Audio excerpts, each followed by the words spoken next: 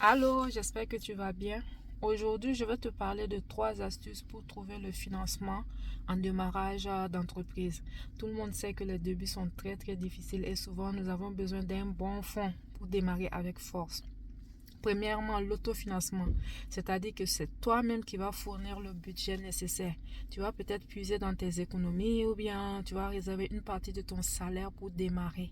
C'est la méthode que je conseille, puisqu'avec les autres méthodes, vous allez avoir un stress de plus et vous aurez à rendre compte. Ça permet de limiter les dépenses. Tu commences avec ce que tu as, que ce soit $100, $200 ou tout le reste. C'est pas petit. L'essentiel, c'est de commencer. La deuxième astuce, c'est de trouver des business angels, c'est-à-dire des gens qui sont fortunés, qui ont de l'argent, qui ont le fonds nécessaire. Et souvent, ces gens recherchent des entrepreneurs pour financer leur argent. Mais pour ça, tu vas devoir faire un business plan. Expliquer tes stratégies, expliquer tout, un long document comme ça avec du gros français. Et tu vas devoir expliquer ton potentiel, ta motivation et tout. À toi de prouver tes compétences. Parce que ces gens ont de l'argent, ils ont les moyens, mais ils cherchent des gens vraiment qui vont mieux gérer leur argent. Ils ne viennent pas investir pour perdre. Ce sont des choses qu'ils n'aiment pas. La troisième et dernière astuce à peu près, c'est un prêt bancaire. Tu peux aller à la banque, c'est toujours le même cas. Tu vas devoir fournir un business plan de ton business, parler de chaque étape, montrer ta crédibilité et montrer aussi, tu dois prouver que tu as le potentiel nécessaire pour démarrer un business et le maintenir pendant 3, 4 et 5 ans. Et regarde tout ça.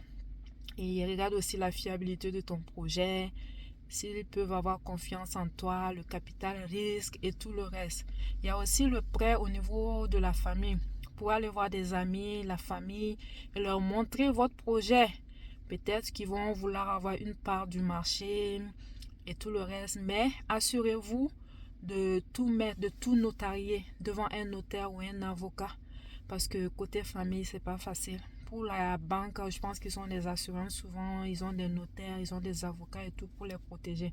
Mais au niveau de la famille, je vous conseille de prendre les services d'un avocat ou d'un notaire pour faire un contrat, tout mettre sur papier et toutes les parties signent.